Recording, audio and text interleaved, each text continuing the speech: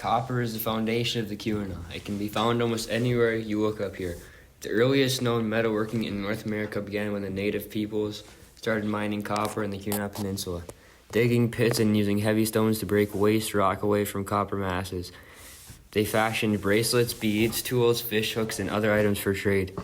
Alexander Henry made the first English attempt to mine copper on the Keewanaw Peninsula near the Ontonagon River.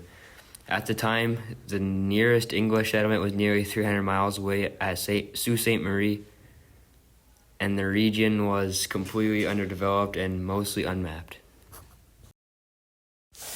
Henry's mine failed, but after his failure, other just started mines, and some were successful. The copper from these mines boosted our economy and kickstarted the growth of the Keewanaw. Mining lasted for many, many years and provided stable yet dangerous jobs for most able-bodied men in the area.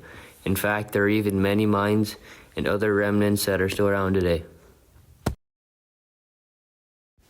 Copper is incredibly useful and is used all around the world. In fact, objects made of Keewanaw copper have been found in archaeological sites across the continent during the times of the native.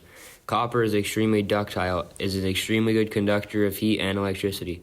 Copper, because it is such a good conductor of electricity, is used in electrical generators and motors for electrical wiring and in electronic goods. And because it conducts heat well, it is used in motor vehicle radiators, air conditioners, and home heating systems. As copper does not corrode easily, it is used for water pipes. Its malleability means that copper pipes can be bent to go around corners easily without breaking. Copper was also used for making coins and scientific instruments as well as in decorative applications. Being one of the metals that they could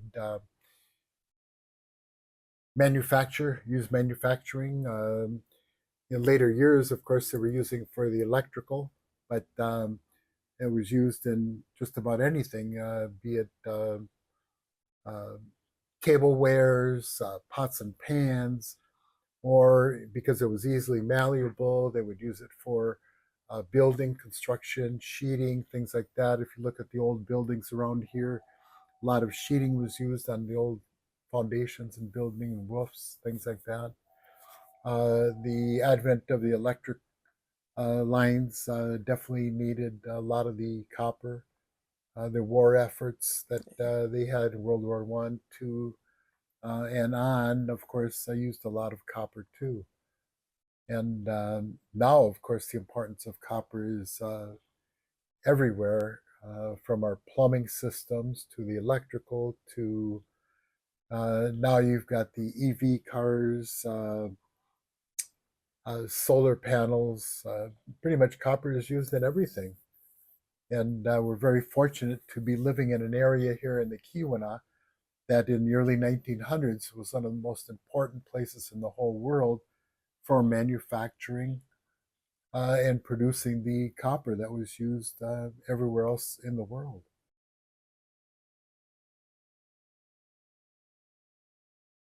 Where were the mines like mostly at, you think? Most of the mines were on the ridge that runs from Copper Harbor pretty much all the way through Mass City and Ontonagon. The copper deposits actually extend all the way out to Duluth. But the mineable economic copper was from pretty much Ontonagon all the way through the middle section, Houghton Hancock, and then up to, I'd say, south of Copper Harbor. Copper Harbor area did not have that much copper. But the Quincy mine, the Minnesota mine, the Calumet and Hecla operations were by far the most important and long serving mines in the whole area here. Yeah. And then mining, it was not a good job, I heard. It paid well, but it was pretty dangerous. How do you think Very, that affects? very, very dangerous. Back then, they didn't have the safety concerns and the oversight that modern day mines have right now. It was not uncommon for, I've heard stories back then, for one or two miners per day to lose their lives. And of course, many were injured on top of that from the 1850s through the 1940s and 50s.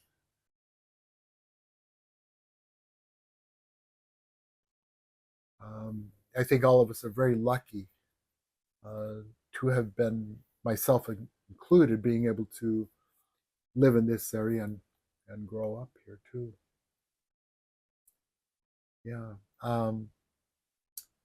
Can't think of much else, but I'll give a plug for the Quincy mining operations, the Delaware mine. You've got tours that everybody can go on.